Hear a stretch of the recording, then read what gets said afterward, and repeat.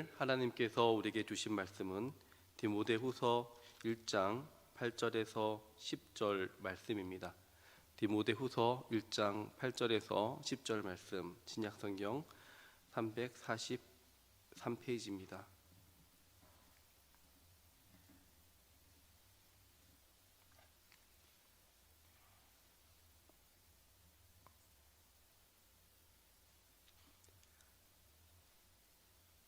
한 목소리로 읽겠습니다. 그러므로 너는 내가 우리 주를 증언함과 또는 갇힌 자 된 나를 부끄러워하지 말고 오직 하나님의 능력을 따라 복음과 함께 고난을 받으라. 하나님이 우리를 구원하사 거룩하신 소명으로 부르심은 우리의 행위대로 하심이 아니요 오직 자기 뜻과 영원 전부터 그리스도 예수 안에서 우리에게 주신 은혜대로 하심이라. 이제는 우리 구주 그리스도 예수의 나타나심으로 말미암아 나타났으니 그는 사망을 패하시고 복음으로써 생명과 썩지 아니할 것을 드러내신지라. 아멘. 지난밤 평안하셨습니까? 오늘도 우리를 향한 주님의 은혜가 충만할 줄 믿습니다. 그 은혜를 기대하며 새벽 예배에 참석하신 모든 성도님들, 하나님께서 오늘 하루도 하나님의 은혜로 힘차게 열어주실 줄 믿습니다. 저희 집에 4살 된 막내가 9살 오빠에게 말합니다. 오빠는 행복한 바보. 바보란 말에 오빠가 화를 낼 수 있을 텐데 행복한 바보라고 말하니 싫지 않은 듯 해맑게 웃고만 있습니다. 바보는 어리석다라는 의미를 가지고 있습니다. 그런데 그 앞에 행복한이라는 형용사가 붙으니 어리석다라는 부정적인 의미는 사라지고 왠지 친근하고 따뜻한 느낌의 어떤 마음의 풍성함을 느끼게 됩니다. 사실 저희 집 아이들이 서로를 향해서 행복한 바보라고 놀리며 말하는 이유가 있습니다. 이 아이들의 외할아버지인 저희 장인 어르신께서 지은 시 가운데 행복한 바보라는 제목의 시가 있습니다. 특별히 아들이 이 시를 너무 좋아합니다. 이 시를 너무나 좋아해서 동생에게 읽어주는데 이 시를 들은 동생이 이 시를 읽어준 오빠에게 오빠는 행복한 바보라고 말한 것입니다. 이 행복한 바보라는 시를 한번 읽어드리겠습니다. 행복한 바보 문진환. 그날 꿈같은 만남으로 내게 다가와 주지 않았더람. 나 이제도 그 바닷가 여전히 투덜대며 금을 깃는 피곤한 영혼. 님을 만난 그날 이후 홀린 듯 옛것 신랑 미련조차 버리고 나도 모르겠네 왜 이러는지 하루 종일 어디서 힘 솟구쳐 님을 좇는 신명. 하루 종일 싱글벙글 웃음조차 감추지 못하는 바보. 마냥 행복한 바보. 이런 시입니다. 사람이 사랑에 빠지면 마음이 변하게 됩니다. 마음이 차가웠던 사람도 또 까칠해서 사람들에게 상처를 줬던 사람도 사랑에 빠지면 그의 얼굴에 미소가 한가득 합니다.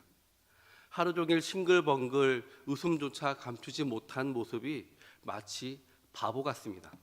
그래서 바보라고 이야기하면 그 까칠했던 사람조차 그 바보라는 말이 싫지 않은 듯 웃습니다. 왜냐하면 그의 마음에 행복이 가득하기 때문입니다. 이 시에서 그날 꿈같은 만남이라고 하는데요, 이 만남이 무엇일까 생각해 보았습니다. 저희 장인어른이 장모님을 처음 만난 그 만남이 아닐까 하는 생각을 해보았습니다. 왜냐하면 장인어른이 늘 장모님을 처음 만났을 때의 그 상황들을 이야기해 주곤 하였기 때문입니다. 장모님을 어디서 어떻게 만났고 그때 장모님이 어떤 옷을 입었고 그 옷은 어떤 색이었다라는 것을 아주 구체적으로 이야기해 주는 것을 보면 그날의 만남을 추억하며 이 시를 쓰지 않았을까 하는 생각을 해보게 됩니다. 또 한편으로는 예수님을 만난 그날을 생각하지 않았을까 합니다. 예수님을 만나고 얼마나 기뻤던지 자신의 전생애를 주님을 위해 헌신하겠다고 평생 목회의 길을 걸으셨던 모습을 생각하면 그날의 그 만남, 다름 아닌 주님과의 만남이 아니었을까 하는 생각을 해보게 됩니다. 우리가 주님을 처음 만난 날, 여러분 그날을 기억하십니까? 내가 주님을 처음 만난 바로 그날, 열심히 그물을 던졌는데 한 마리도 잡을 수 없어 투덜대며 그물 깃는 피곤한 영혼처럼 매일의 삶이 의미 없이 반복되며 열심히 살아가도 만족이 없는 피곤한 삶을 살았는데, 주님을 만난 그날 이후 마음이 변하고 생각이 바뀌고 무엇인가 삶에 기쁨이 솟구쳐 나고 모든 것이 의미 있게 보이고 모든 것이 아름답게 보이게 되는 그날을 아마 우리 모두들은 경험해 보셨을 것입니다. 예수님을 만난 그날 이후 왠지 모를 기쁨에 사로잡혀 하늘을 보아도 땅을 보아도 얼굴에 웃음이 한가득한, 어찌 보면 바보 같은 그런 순간들을 여러분 아마 추억하실 수 있을 것입니다. 어쩌면 주님을 만나 주님 안에 기쁨이 가득한 우리가 행복한 바보가 아닐까 하는 생각을 해보게 됩니다. 세상의 눈으로는 이해할 수 없습니다. 그들의 눈에는 우리의 모습이 어리석게 보입니다. 그럼에도 우리의 마음은 기쁩니다. 평안합니다. 어리석게 보이지만 그럼에도 우리는 행복합니다. 주님과 함께할 때 이렇게 행복한 바보가 되지 않을까 하는 생각을 해보게 됩니다. 오늘 말씀을 묵상하면서 바울을 생각해 보았습니다. 바울 그는 참 바보 같은 삶을 살지 않았나 하는 생각을 해보게 되었습니다. 그는 골수 유대인이었습니다. 빌립보서 3장 5절 6절에 보면 나는 8일 만에 할례를 받고 이스라엘 족속이요 베냐민 지파요 히브리인 중에 히브리인이요 율법으로는 바리새인이요 열심히는 교회를 핍박하고 율법의 의로는 흠이 없는 자라라고 자신 있게 말합니다. 그는 당시 최고의 석학인 가말리엘 문화에서 공부를 했습니다. 일찍이 율법뿐만 아니라 헬라의 철학과 문화에 능통했습니다. 그는 태어날 때부터 로마의 시민권을 가지고 태어났습니다. 바울은 가문을 보아도 학력을 보아도 또 사회적인 신문이나 어떤 자신의 열정을 보아도 무엇을 보아도 그는 성공할 수밖에 없는 인생이었습니다. 그런데 다메섹으로 가는 길에 예수님을 만났습니다. 예수님을 만난 그날 이후 바울의 인생은 전혀 다른 삶을 살아가게 됩니다. 예수님을 믿는 사람들을 박해하던 바울이 이제는 예수님을 증거하며 교회를 개척하는 삶을 살아가게 됩니다. 이런 과정 속에서 수많은 위협과 고난을 당했고 결국 바울은 복음 때문에 로마의 차디찬 감옥에 갇혀 있는 신세가 되고 말았습니다. 이런 바울을 생각하면 참 바울 바보같이 살았다라는 생각을 해보게 됩니다. 자신이 가진 것 지키며 인생을 마음껏 누릴 수 있었음에도 불구하고 복음 때문에 망가져가는 그의 모습을 볼 수가 있습니다. 이런 그의 삶을 어떻게 보면 참 이해할 수가 없을 것 같습니다. 그러나 바울은 행복합니다. 그럼에도 불구하고 바울은 행복한 바보입니다. 세상의 눈으로 볼 때 바보 같은 삶을 살았지만 바울은 그의 삶을 절대 후회하지 않습니다. 후회하는 것이 있다면 자신이 미처 깨닫지 못했던, 예수님을 알지 못했던 지난 날을 후회하고 있었습니다. 내가 좀 더 일찍 주님을 만났더라면 더 좋았을 텐데, 아마 후회하는 것이라면 이런 것들을 후회하지 않았을까 하는 생각을 해보게 됩니다.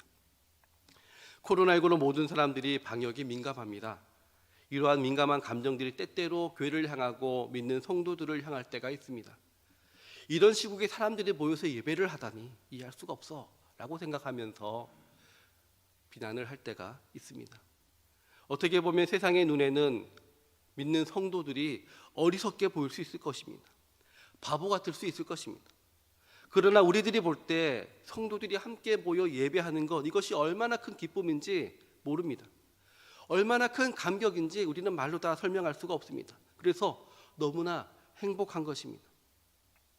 세상은 우리를 바보라고 말하지만 우리는 그냥 바보가 아닙니다. 우리는 행복한 바보입니다. 오늘 본문 8절의 말씀을 다 같이 한번 읽어보겠습니다. 8절 시작. 그러므로 너는 내가 우리 주를 증언함과 또는 주를 위하여 갇힌 자 된 나를 부끄러워하지 말고 오직 하나님의 능력을 따라 복음과 함께 고난을 받으라. 이 말씀 속에서 바울은 우리에게 두 가지 명령합니다. 하나는 부끄러워하지 말라, 두 번째는 고난을 받으라. 이 말씀을 통해서 행복한 바보 바울이 우리에게 주는 두 가지 교훈이 있습니다. 첫 번째로 행복한 바보는 복음을 부끄러워하지 않습니다. 행복한 바보는 복음을 부끄러워하지 않습니다. 한 청문회에 장관 후보에게 이런 질문이 주어졌습니다. 당신은 창조과학을 믿습니까? 당신은 창조과학에서 지구의 나이는 6천 년이라고 말하는데 당신은 이것을 믿습니까? 라는 질문이 주어졌습니다. 기독교인이 아니라면 어이없는 질문입니다. 그냥 믿지 않는다 말 한마디면 끝나는 질문입니다. 그러나 신앙을 가진 장관 후보에게는 이것보다 대답하기 힘든 질문은 없었을 것 같습니다. 자신이 믿는 신앙의 소신을 가지고 대답할 것인가, 아니면 과학자로서 또 국가를 운영해 나가야 할 그런 장관 후보로서 알맞는 대답을 할 것인가, 굉장히 고통스러운 순간이 아니었을까 하는 생각을 해보게 됩니다. 이때 장관 후보가 이렇게 대답합니다. 지구 나이가 6천 년인 것은 동의하지 않지만 신앙적으로 이것을 믿는다라고 말합니다. 이 말 한마디에 세상 사람들은 과학자가 어떻게 비과학적인 창조과학을 믿을 수가 있는가? 지구의 나이가 6천 년이라고 말하는데 이런 어리석은 이야기가 어디 있는가? 이런 것을 믿는 사람이 어떻게 국정을 잘 이끌어 나갈 수 있겠는가라고 하며 많은 비난이 쏟아졌습니다. 세상 사람들이 볼 때 얼마나 어리석게 보였을까요? 복음에 대해서도 세상 사람들이 생각할 때 얼마나 어리석게 보일까요? 세상적인 눈으로 볼 때 예수님의 사역은 실패한 사역입니다.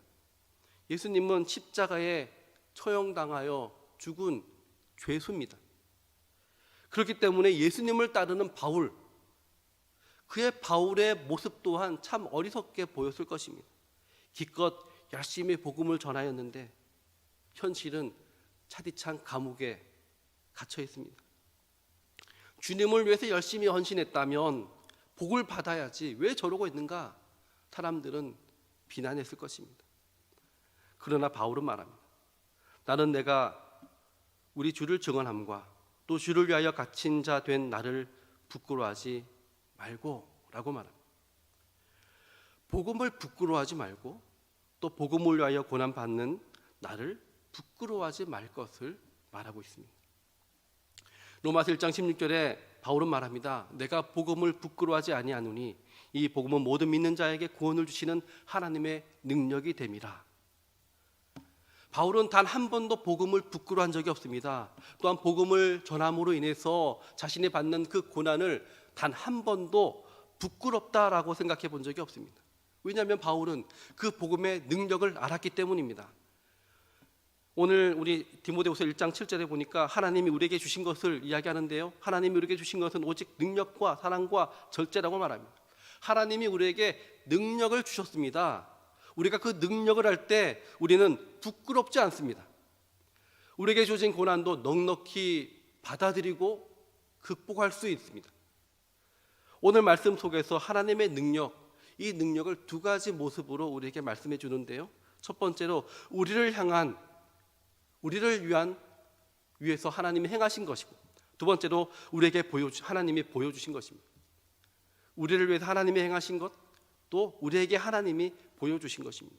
특별히 우리가 복음을 부끄러워하지 않을 수 있는 이 하나님의 능력, 첫 번째로 하나님이 우리에게 행하신 일 때문에 우리는 복음을 부끄러워하지 않습니다. 9절 말씀을 다 같이 한번 읽어보겠습니다. 9절 시작. 하나님이 우리를 구원하사 거룩한 소명으로 부르심은 우리의 행위대로 하심이 아니요 오직 자기 뜻과 영원 전부터 그리스도 예수 안에서 우리에게 주신 은혜대로 하심이라. 하나님이 우리에게 행하신 두 가지 것이 있는데요. 하나님 우리를 구원하셨고 우리를 거룩한 소명으로 부르셨다라고 말합니다. 우리는 우리 자신에게 솔직해져야 됩니다. 정직하게 우리 자신을 바라보아야 합니다. 우리는 우리 스스로의 힘으로 할 수 있다라고 생각합니다. 우리가 할 수 없거나 못하면 그것이 어리석은 것이고 그것이 부끄러운 것이다라고 생각을 합니다.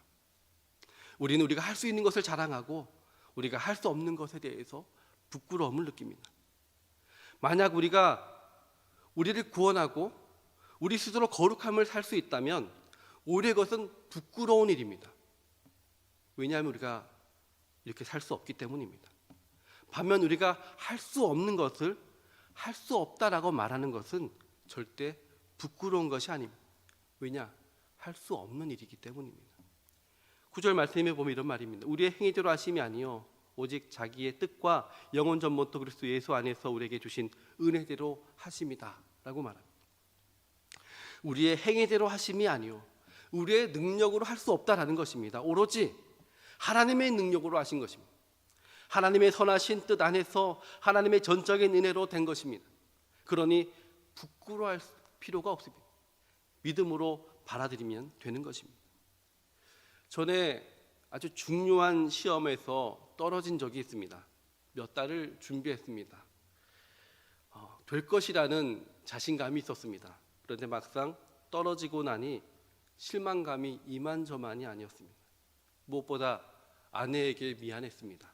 그래서 아주 여러 번 아내에게 이야기를 했습니다. 시험에서 떨어진 것에 대해서 첫째로 부끄럽고 실망시켜 미안하다. 여러 번 아내에게 이야기했던 것 같아요. 사실 무엇보다 제 자신에게 실망을 했습니다. 내가 이 정도밖에 안 되는 사람이었구나 하는 것에 큰 실망을 했던 적이 있습니다. 이때 아내가 저에게 이런 말로 위로를 해주었습니다. 실패도 하나님의 응답이다. 하나님께서 이 실패를 통해서 하나님의 길을 우리에게 보여주실 것이다 라고 말하는 것입니다.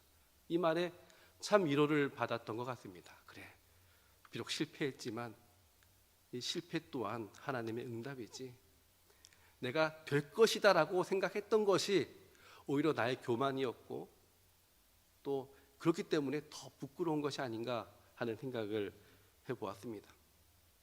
내 능력을 믿고 내가 하려고 하니까 실패하게 되고 부끄러워지는 것입니다. 그런데 우리가 만약 우리를 향한 하나님의 능력을 안다면 실패가 두렵지 않을 것입니다. 비록 실패했지만 하나님이 선하신 뜻대로 하나님의 계획을 차곡차곡 우리의 삶 속에 이루어 주실 것을 믿을 것입니다. 실패는 부끄러운 것이 아닙니다. 실패를 통해서 우리는 하나님의 은혜를 구할 수 있고 우리가 하나님의 은혜를 구할 때 하나님의 능력을 경험할 수 있는 것입니다. 세상 사람들이 볼 때 예수님의 십자가 실패였습니다. 감옥에 갇혀 있는 바울 실패한 인생입니다.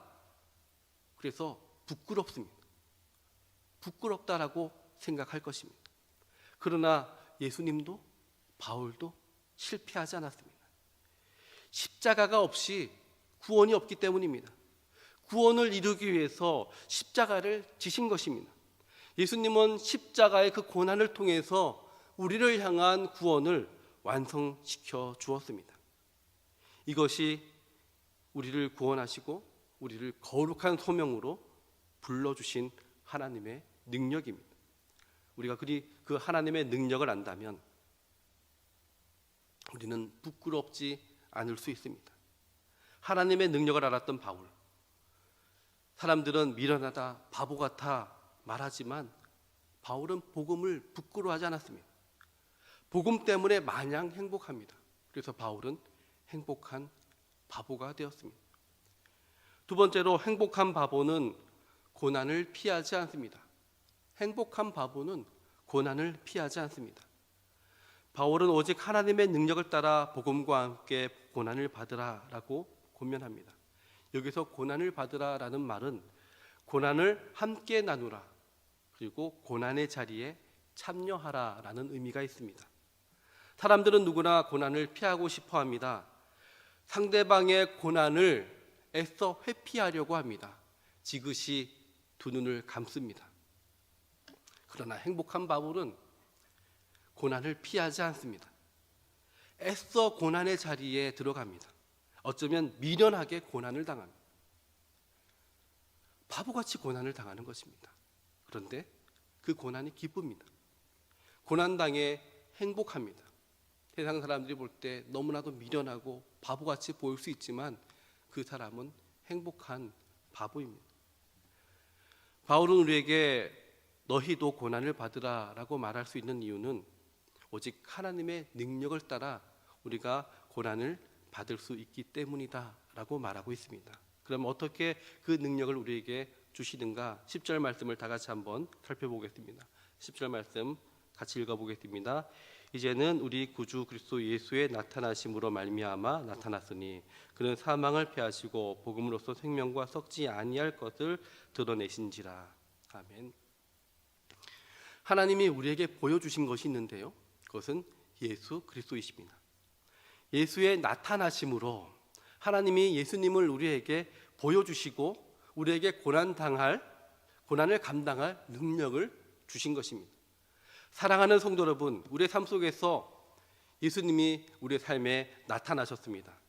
먼저 우리의 삶에 들어오셨습니다. 오늘 본문에 보니까 이제는 이라고 말하는데 현재를 의미합니다. 예수님이 과거에 우리의 삶에 나타나신 어떤 과거형이 아니라 지금 여기에 우리의 삶에, 우리의 고난의 자리에 예수님이 나타나신 것입니다. 나의 삶의 고난 앞에 예수님이 들어오신 것입니다. 예수님이 우리의 삶에 찾아오실 때 보여주신 두 가지 모습이 있습니다. 하나는 십자가고 다른 하나는 부활입니다. 예수님의 십자가로 사망을 패하시고 예수님의 부활로 생명과 영원한 빛으로 우리를 이끌어 가십니다. 오늘 11절에 그는 사망을 패하시고, 예수님이 우리의 삶에 들어오실 때 우리의 삶의 모든 사망 권세가 무너진다는 것입니다. 우리를 둘러싸고 있는 그 모든 사단의 권세는 무너진다는 것입니다. 또한 복음으로써 생명과 썩지 아니할 것을 드러내신지라. 여기서 드러내신지다라는 말은 헬라어로 빛을 비치다, 빛으로 이끌다라는 의미입니다. 예수님이 우리의 삶에 들어오실 때 우리의 삶의 모든 어둠은 사라지고 생명과 썩지 아니할 영원한 빛으로 우리의 영혼을 밝혀주신다라는 것입니다. 사랑하는 성도 여러분, 우리는 예수님 때문에 살아가는 줄 믿습니다. 우리의 삶에 고난이 있지만 그 고난을 넉넉히 이겨낼 수 있는 이유는 우리 안에 예수님이 계셔서, 예수님이 우리의 모든 사망 권세를 패하시고 죽을 것 같은 그 고난조차도 그 고난에서 우리를 건져주시고 또 우리의 마음의 그 모든 어둠들을 물리쳐주시고 생명의 영원한 곳으로 우리의 영혼을 비춰주시기 때문입니다. 비록 세상이 볼 때 바보스러울지 모르지만 고난 앞에서 우리는 예수님 때문에 감사하고 예수님 때문에 기뻐하고 예수님 때문에 넉넉히 감당할 수 있는 것입니다.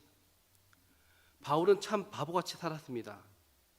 참 부끄럽고 고단한 삶을 살았습니다. 그런데 우리에게 그 고난을 이야기하면서 고난을 부끄러워하지 말고 고난을 피하지 말 것을 말하고 있습니다. 왜?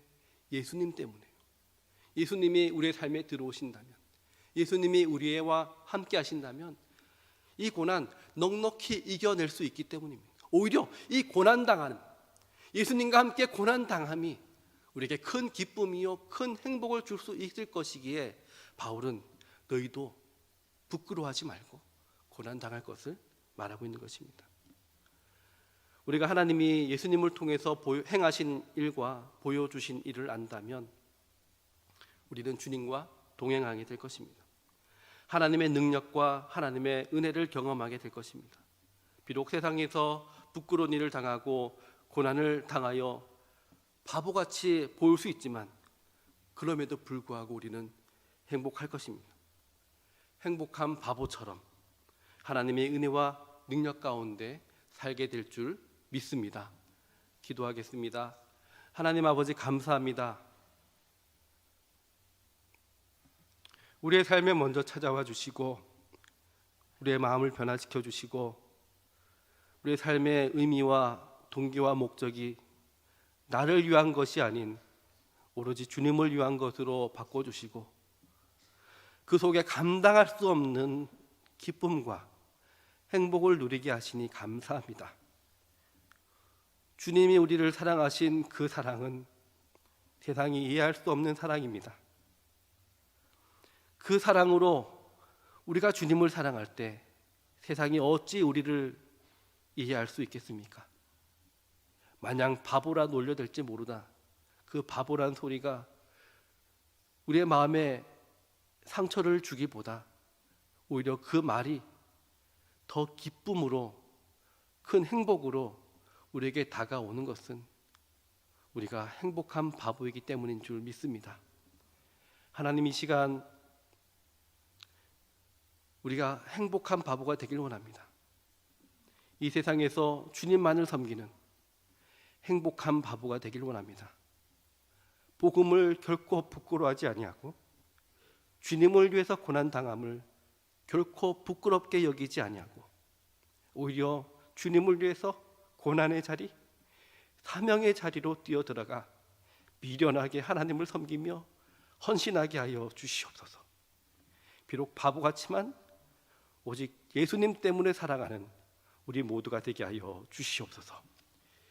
이제는 우리 주 예수 그리스도의 은혜와 하나님의 사랑하심과 성령의 내조 교통 충만하심이 이 세상 가운데 바보처럼 하나님만 섬기며 세상을 향하여 한 점 부끄러움 없는 그런 믿음의 삶을 살아가길 원하는 이 자리 모든 성도들 위해 이제부터 영원까지 함께 있을지어다.